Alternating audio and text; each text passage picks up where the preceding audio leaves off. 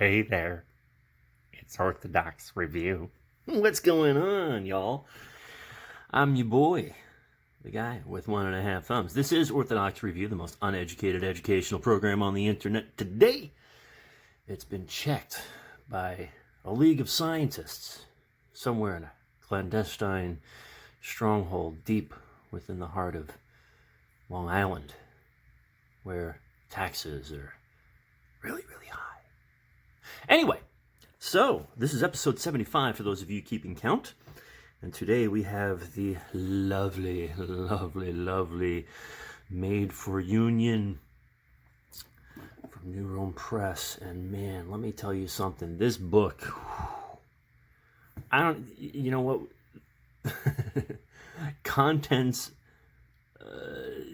I can, oh man. Look at this.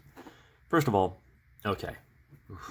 Let's do this right, folks. Let's do it right. First of all, thank you very much to all my patrons who make this show possible, because books cost money, and especially these books. Although I have to say, this episode in particular is brought to you by my good friend Stephen Hill. Sorry, Dr. Professor Stephen Hill, who had pre-ordered a couple of copies of these when they went up for pre-order, and I was a little down on the money, and he hooked me up as he does, because he is just a stellar friend.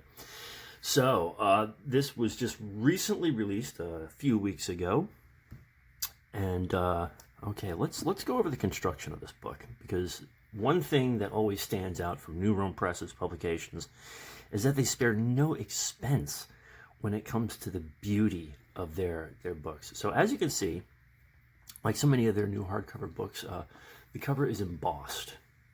And many moons ago, they sent me some actual pictures of the plates that they use for some of their books for the embossing. But I want you to take a look at how cool this is.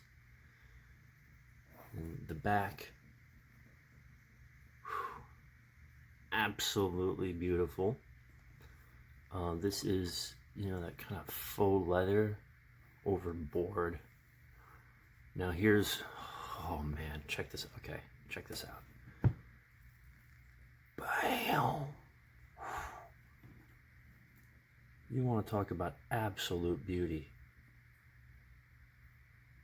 And they recently actually posted a video of the artist that does a lot of this work on their Instagram. I highly recommend you check that out. And of course, the insides, just second to none. These beautiful line drawings. And I gotta say, lays nice and flat for the most part. I love you, Newrome Press. The only thing that I would ask is that maybe find a printer in North America. But that being said, just absolutely beautiful. Dimensions of the book are roughly 7 by, it's about 7 by 10, and about a little over an inch thick. So, yeah, just stellar. Now, as far as the contents go, the book was written by Father George Dokos, with an introduction by Father Maximus Constas, and the intro could have been published as a chapbook all onto its own, forward an intro, because it is quite long, but very informative. Begins by recounting kind of the age in which St. Nikodemos flourished, and denounces the common notions of stagnation in the church. Because it was at that time that Mount Athos was kind of experiencing a first renaissance, and the Turkish-occupied Greeks were kind of keeping the traditions of Orthodoxy alive through the icons and hymnography of the time. So the Ottoman Turks really hadn't crushed Orthodoxy, obviously. So I have a note here that on page XXI, that would be 21, that I should read this on the show. There has always been a tendency for the sacraments to become routine in the life of the Christian, to such an extent that they either lose their meaning or they take on a magical character. The pastoral teaching of St. Nicodemus concerning the sacramental life avoids these dangers by faithfully explaining what the sacraments are, why they are necessary for the life in Christ, and how the Christian is to properly approach them in faith and understanding. St. Nicodemus pioneered a revival in the liturgical and sacramental life of the Church and was, quote, actively involved in a return to the Eucharistic-centered spirituality, unquote. His word is still of great value today and can contribute to the quote-unquote rational worship of the faithful. Quite providential in today's society when so many people are avoiding church because of the so-called pandemic. So yeah, right there in the introduction alone, you are being spoon-fed wisdom. And of course, the spiritual life is only possible due to the incarnation, as is stated early on.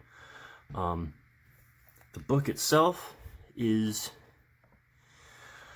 I'm going to go ahead and recommend the book for even catechumens. It is. It's. I don't know if it was intentional or not.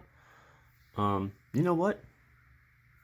Warning, I'm going to try to sound intelligent here because I wrote a little something that I'm probably going to type up and use to review on like Amazon and their website and everything. But so let's pretend for a moment that I'm actually educated and I know what I'm talking about. So check this out. Ahem.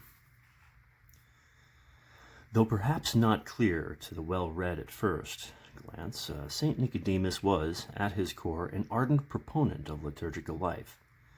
Though many of his works are monastic in nature, they are universal in content.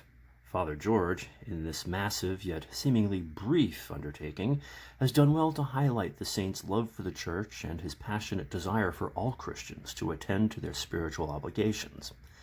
Though perhaps unintentional, Father George has given us, in this work, a secondary or deeper catechism in regards to the responsibilities of the faithful. It is also providential that this work, which focuses on attendance at the liturgy, should appear when it has. Pretty convincing, right? But yeah, no, it's pretty much the long and the short of it. I spoke to a few priest friends of mine on the interwebs, and some of them kind of get caught up in the footnotes.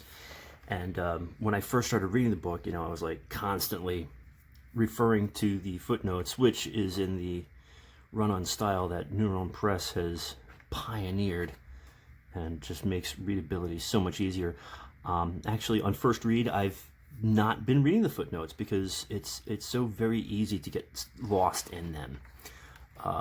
And so I would recommend to the new reader that maybe don't read the footnotes at first. Especially if you're like me and you're not like super educated, you just kind of barely made it through high school and you're just trying to live a life in Christ. Avoid the footnotes for now and just read the book. It's actually wonderfully easy for the layman to read. I really think Father George did a bang-up job of keeping things accessible. In the vein of St. Nicodemus himself, and later on Father Seraphim Rose and other more recent saints who just have a more down-to-earth way of relaying to the laity spiritual nuggets of joy without sounding too heady. At any rate, go get a copy. Treat yourself. Never mind the absolute beauty of the publication, but the edifying words within are well worth every single penny of the purchase. thank you again, everyone, for stopping by, hanging out, and taking a look at this book in the very brief manner we have. On behalf of Spooky Cat. Yeah, that's right, I said your name. What's up? And myself, finishing the fast for the Dormition of the Theotokos strong. I love you all very much. Don't forget to go to church, say your prayers, and remember God.